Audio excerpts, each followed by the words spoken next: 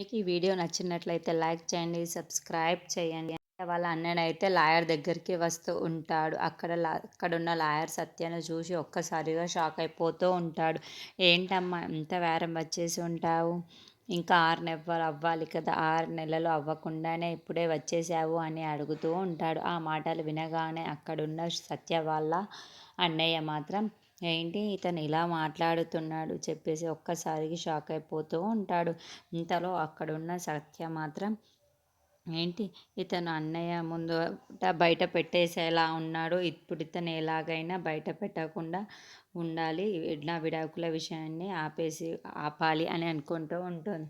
ఇంతలో అక్కడున్న కాళీ వాళ్ళ నాన్న డెక్ వెళ్ళి ఏం జరిగిందో తెలుసుకోవాలని కాళీ వాళ్ళ డాడీ డెక్ దగ్గరికి వెళ్ళి అక్కడున్న వాళ్ళ ఫ్రెండ్ దగ్గరికి వెళ్ళి సరే అసలు ఏం జరిగింది, మా మామయ్యని ఎందుకు బెదిరించారో చెప్పండి అని అడుగుతూ ఉంటాడు.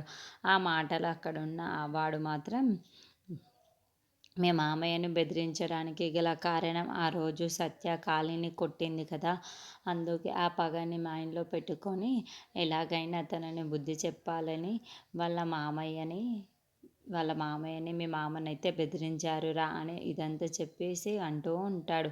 ఆ మాటలు వినగానే అక్కడున్న క్రిష్ మాత్రం ఒక్కసారికి షాక్ అయిపోతూ ఉంటాడు. అమ్మో, మీ చిన్న కూతుర్ని నాకు ఇచ్చి పెళ్లి చేస్తారా లేకపోతే 3 లక్షలు ఇస్తారా అని అడుగుతారు. అందుకే అలా జరిగింది అని అంటూ ఉంటాడు. ఇంతలో అక్కడున్న వేరే వ్యక్తి మాత్రం వాడి దగ్గరికి వచ్చి అదేంట్రా వీడియో కోసం చెప్పలేదు, అన్నీ చెప్పావు కానీ వీడియో చెప్పలేవేంటి అని అడుగుతూ ఉంటాడు. ఆ మాటలు వినగానే అక్కడున్న వాళ్ళ ఫ్రెండ్ ఖాళీ ఫ్రెండ్ మాత్రం నీకేమీ తెలియదురా, నువ్వు సైలెంట్గా కూర్చో, ఇప్పుడేం జరుగుతుందో నేను చూడాలి అని అనుకుంటూ ఉంటాడు.